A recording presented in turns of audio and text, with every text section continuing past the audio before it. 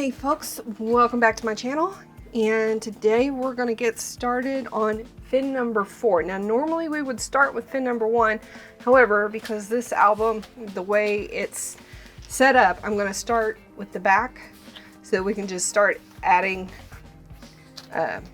pages to the back and build up. That's why we're starting with fin number 4, which means we're going to start off with page number 13, and we're going to do pages 13, 14, 15, and 16. Today, we're using the Coffee Collection by Echo Park. So let's get started. Page number 13 is going to have an interlocking accordion. The base page for page number 13 is going to be 7.5 inches wide. We're going to score that at 1/2 inch by 7.5 inches tall. The mat for this page is 6 3/4 by 7 1/4. The accordions, we've got 3 of these. These are the ones that are going to go on the right, and they are 7.5 inches wide. We're going to score that at 1/2 inch by 7.5 inches tall, and the mats are 6 3/4 by 7 1/4. And this is going to be the mat that flips up from the top. This one is 7 inches wide by 8 inches tall. We're going to score that 8-inch side at 1/2 inch, and the mats are 6 3/4 by 7 1/4. Okay, and on the very last page of the accordion, we're going to have a couple of flip out 4x3 photo mats. The matting on the outside of those photo mats, we're going to use the 3x3 cut aparts, and we're going to expand on those by using some washi. This is just some washi tape from my planner stash, actually, that I put on 65-pound white cardstock and just cut it to 1/2 inch strips. And I just lined this one up with this one. So let's go ahead and get everything scored, and we're going to start by gluing down the very first of the accordions on the top and the right, and then matting things and adding magnets.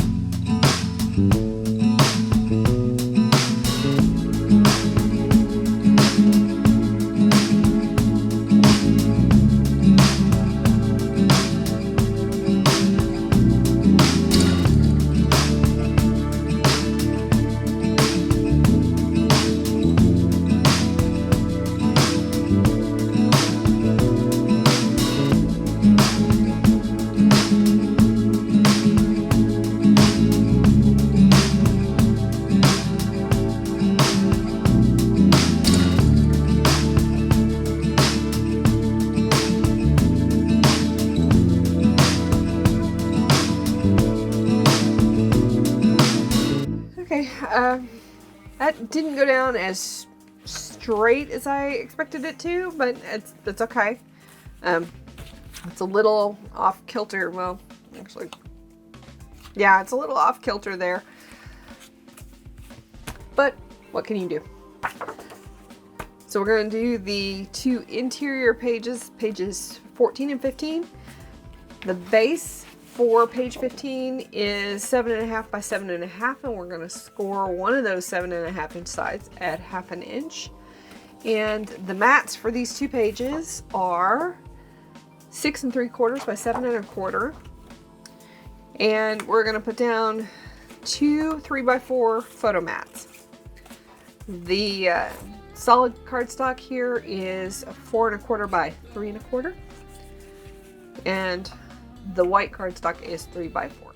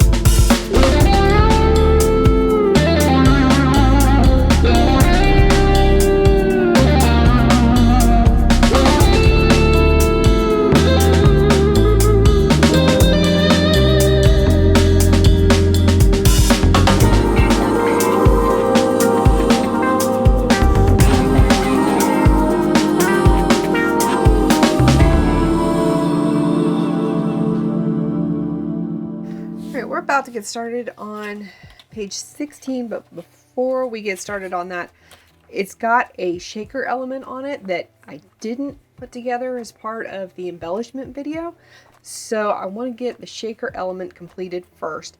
And I've done a little bit of prep work. These circles are 3 inches in diameter, and then I took a smaller circle and just cut the center out here. I'm going to save that piece. It's going to mount on the back to cover up a magnet. We're going to adhere the larger circle to the acetate sheet. Then we're going to add foam tape.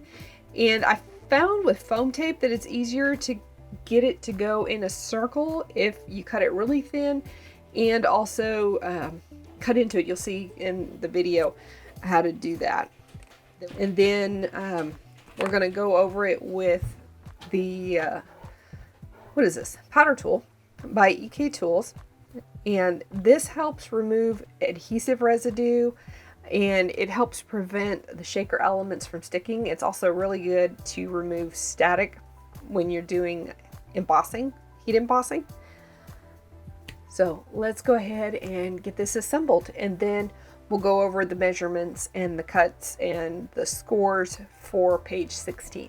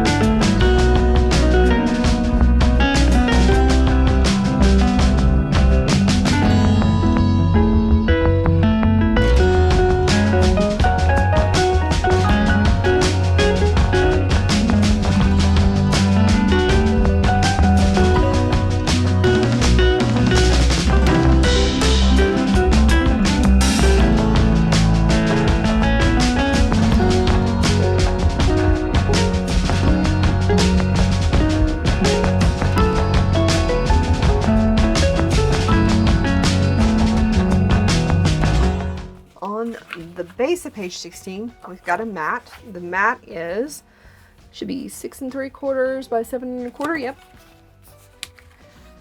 We're gonna have a journaling spot down here, and it is 6 by 2 1/2. And then we're gonna have some photo mats here, and we're gonna score it 1/2 inch from the top. These dimensions are 3 1/4 by 4 3/4. And we're just gonna add some 3 by 4 photo mats to those. On the left side, we're gonna have a flap, and it's gonna be shaped at an angle, kind of like an envelope flap. And those dimensions are 4 1/8. We're going to score that at 1/2 inch by 7 1/2 inches. And that's where we're going to be attaching this piece. I'm going to have to figure out something to do with this mat in order to get it to work and still look right.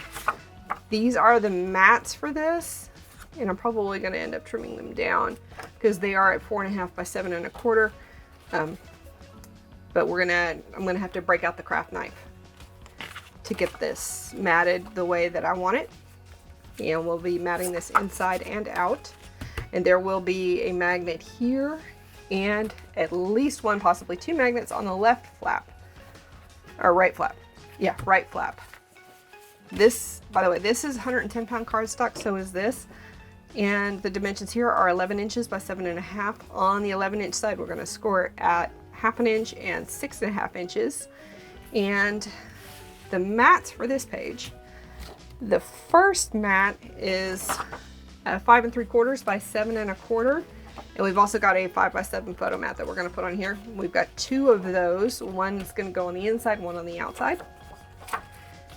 And then the other section of the page from the 6 1/2 inch score mark, that is the mats for the section from the 6 1/2 inch score mark on. Those are 4 1/4 by 7 1/4, and there are 2 of those. And I've also got a couple of 4 by 6 photo mats. This is 4 1/4 by 6 1/4. I'm not sure if we're gonna, I don't think we're gonna have room to mount them there. They might just be floating around on the inside here when it's all closed up. And it's all gonna close up with the magnet that we adhere to the back of the shaker element. And you saw me testing the shaker element. I thought it would really suck to get all of that put together only to find out that the sequins were attracted to the magnet, but the sequins are not magnetized.